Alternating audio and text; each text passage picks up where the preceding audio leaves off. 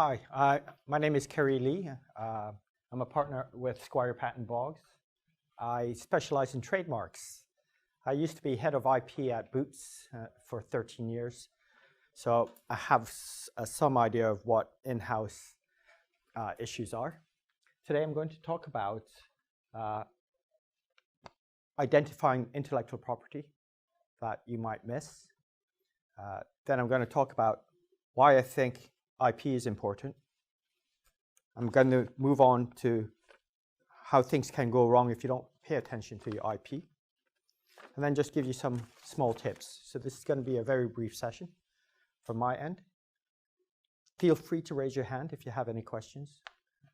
So first, let me talk to you about trademarks. Now, trademarks is basically normally confused with the terminology copyright. They're not the same. So trademarks is a badge of origin. It's basically saying this is a symbol which represents that these goods or services are coming from me, my business. And that type of mark can be a word mark, a picture, a device. It can even become sound, motion, three-dimensional. It can even be smell.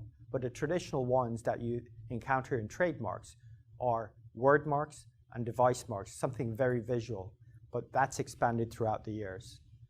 The next terminology that people get confused with is copyright. Now, copyright is more the protection of the expression, such as literature, music, plays. So when I say literature, it doesn't mean a book that's been rated very highly. It can be just simple words that you've strung together. It can be simple numbers that you've strung together. It can be a book. It can be a screenplay. It then moves on to the music in itself and what you hear. Then you can move on to, and the difference between copyright and trademarks is copyright is automatically created. You have protection automatically. You do not have to register it. There are around three registers in the world that I can think of that recognize the registration of copyright. They're in the US, China, and South Africa. With trademarks, you can either have unregistered trademark or a registered trademark. The reason why you would want to register a trademark is you can go after someone for trademark infringement. If you do not have the trademark registered, you'd have to rely on the case of passing off, which relies on evidence of your goodwill, the reputation that you've had, showing that people knew of you. There's three elements: goodwill, damages, and confusion. So then there's the aspect of designs, and that normally talks about the shapes. It can even go into surface patterns. You can register a design through the UK or the EU. Soon after Brexit, you won't be able to do that. So you can have unregistered rights in the design, and you can have, in terms of the UK, and you can have unregistered rights in the EU. So you have 4 types of rights in designs in the UK at this moment. Then there's trade secrets. First, trade secrets are things, look at it as something you cannot patent. So if you're not able to patent it, but not everyone knows about it, and you've kept it a secret, and you've made sure that you have systems in place and manuals in place to show the court that this is something of a trade secret, then that's something you have a right in. I will revisit that in a few seconds. Then there's patents. Patents is relating to inventions. You register an invention. It's the protection of an idea, whereas in contrast, copyright is the protection of the expression. So if you can't register that patent, then you might have a trade secret, assuming that no one else has it. An example of a trade secret is the recipe for KFC. It has 11 herbs and spices. Only 2 people in the world know it. The recipe is locked up in a vault in its headquarters in the US, and it has to go through several layers before you can even get to that trade secret. Now that you've identified the IP rights, why are they important? What makes it important? Well, the thing is, IP can be very valuable. If you Google on Forbes the top 5 brands in the world, they come out as very hefty in their price, their brand value. So the 5 top brands in the world are Apple, Google, Microsoft, Facebook, and Amazon. The brand value for Apple alone is $182 billion US, Google 132, Microsoft 104, Facebook 94, Amazon 70. So when we are selling our company, that's an asset that you have to be aware of. Don't think of it as a secondary, an ugly cousin that doesn't have any value. Things can go wrong if you don't pay attention to your IP assets. And I'm going to read out an excerpt, and it relates to Rolls-Royce. One of the most extreme examples of IP due diligence gone wrong happened in 1998 when German car maker Volkswagen purchased the assets of Rolls-Royce and Bentley automobiles for about 900 million US. Volkswagen did not realize until after the deal was closed that IP assets did not include the right to use the Rolls-Royce trademark. The trademark was owned by another car maker, BMW, pursuant to a prior agreement. Volkswagen had therefore acquired all the rights necessary to manufacture the car, but did not have the right to brand it as a Rolls-Royce. So you need to pay very much attention, careful attention to your IP, because there have been some very, very strange decisions that have occurred, and the most recent one is McDonald's. Everyone knows the McDonald's brand, and everyone knows their other big brand called the Big Mac. Within the last 2 months, a decision came out against Big Mac at McDonald's, whereby they had their trademark, Big Mac, revoked. It was cancelled based on non-use. And you're going to question, but how can that be?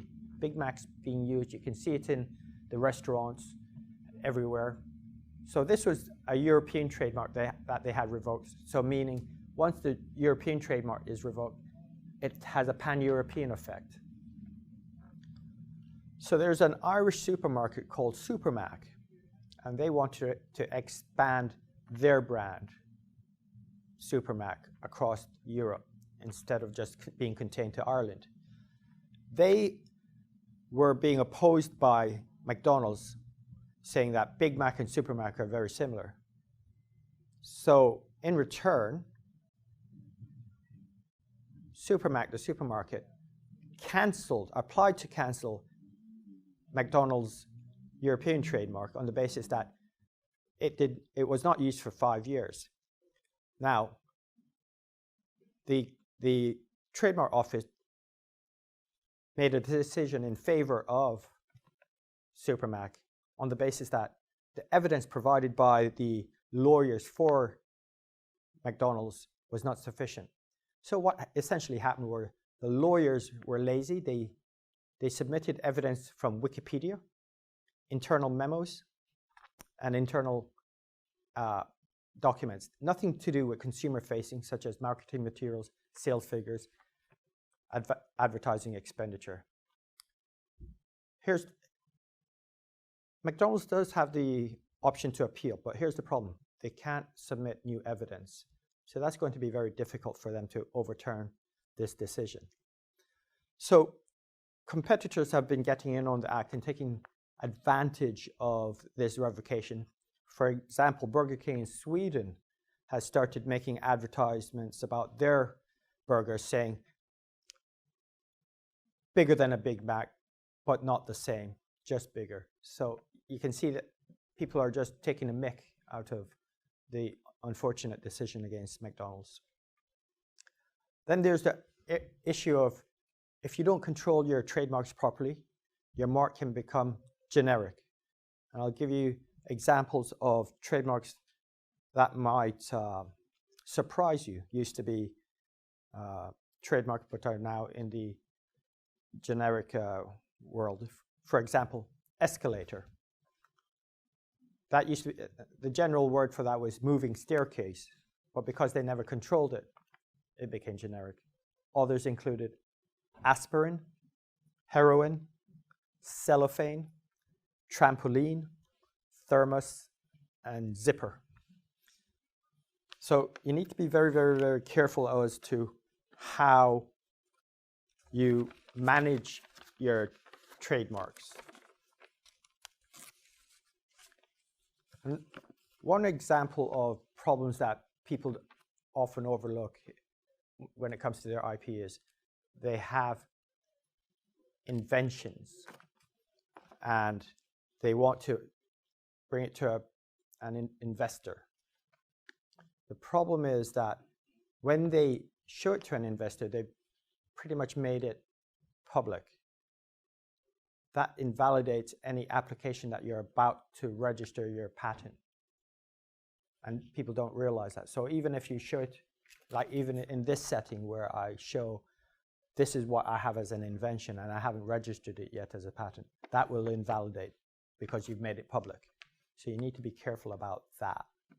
The way around that, if you're going to show it to anyone, you need to make sure that they sign an NDA.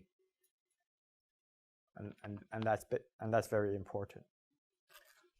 I understand most of you deal with technology in your startups, and I wanted to mention this early in